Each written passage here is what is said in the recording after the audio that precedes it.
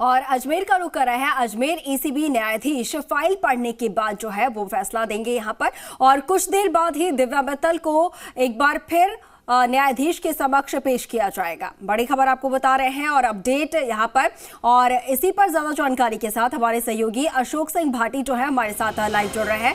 अशोक, क्या कुछ यहाँ पर कोर्ट की तरफ से फिलहाल क्या कहा गया है?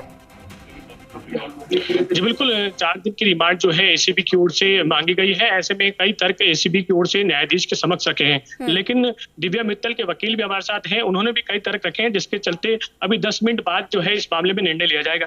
वकील साहब से पूछते हैं, प्रीतम साहब, क्या आपने तर्क रखे हैं जिसके चलते कुछ समय लिया जा रहा है? एसीबी ने 4 दिन का पुलिस रिमांड सीख किया था कोर्ट से, और ये आर्गुमेंट दिया कि जिन 3 एनडीपीएस केसेस में ये आईओ हैं, उन तीनों फाइलों को तलब करके उस संबंध में पूछताछ करनी, दूसरा मोबाइल बरामद करना है। मेरा ये तर्क था, बिजनेस लोन के लिए बैंक गए तो बिजनेस प्लान दिखाइए करके पूछते हैं।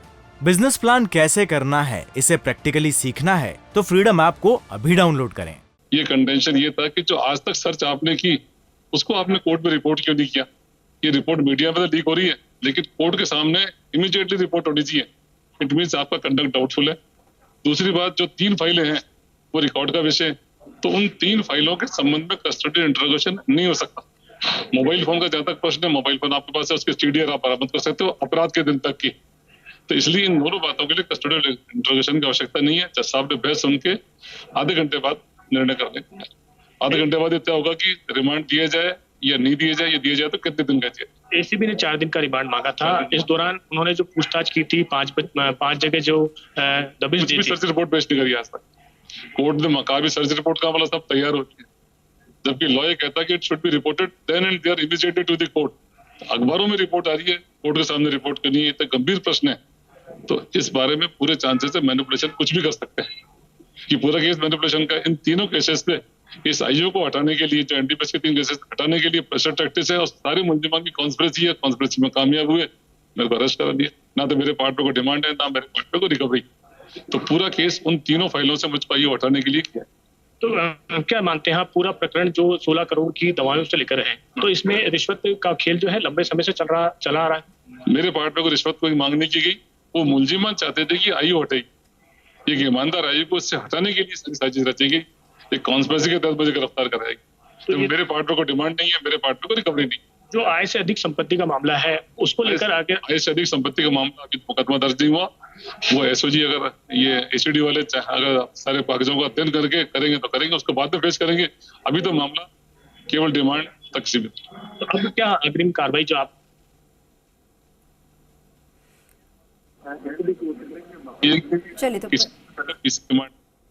जबकि एसीबी कहना था कि 4 दिन का पुलिस रिमांड इनसे इंट्रोगेशन का, मैंने उस पर आर्गूमेंट पेश करे, तो दोनों पक्षों का आर्गूमेंट सुनने के बाद न्यायालय निर्णय करेगी। आधे घंटे बाद जो भी निर्णय होगा आपको अवगत करा दूं।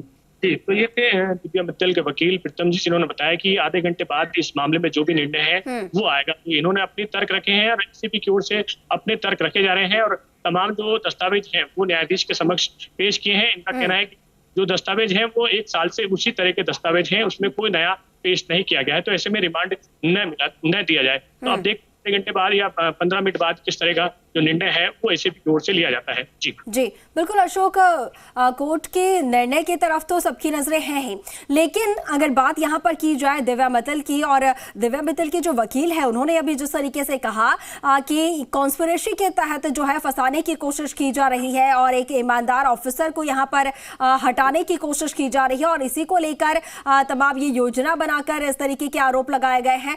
तो क्या कुछ ये पूरा मामला समझ में आ रहा है? क्या कुछ कहने की यहाँ पर कोशिश की जा रही है?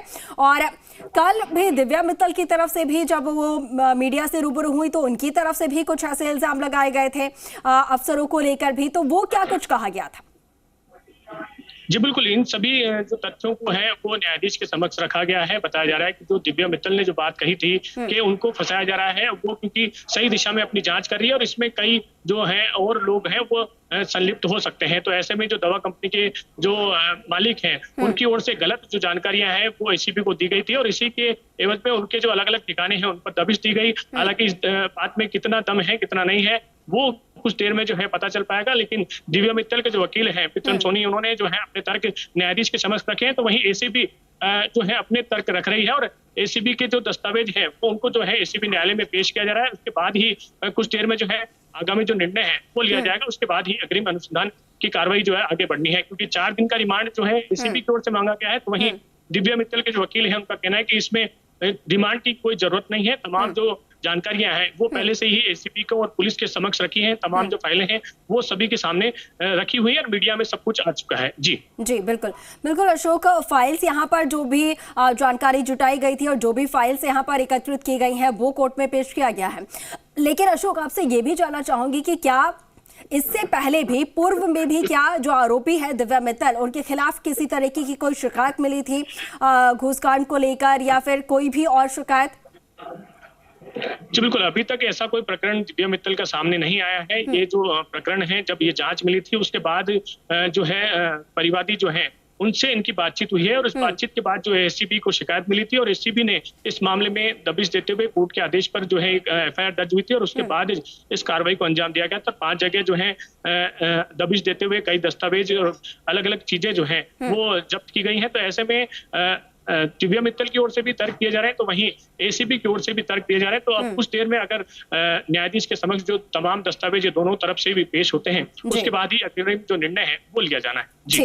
ठीक है अशोक, बहुत शुक्रिया आपका। नजर बना के रखिएगा, आगे भी आपसे अपडेट लेते रहेंगे। तो फिलहाल इंतजार। बिजनेस लोन के लिए बैंक गए तो बिजनेस प्लान दिखाइए करके पूछते हैं। बिजनेस प्लान कैसे करना है, इसे प्रैक्टिकली सीखना है तो फ्रीडम ऐप को अभी डाउनलोड करें।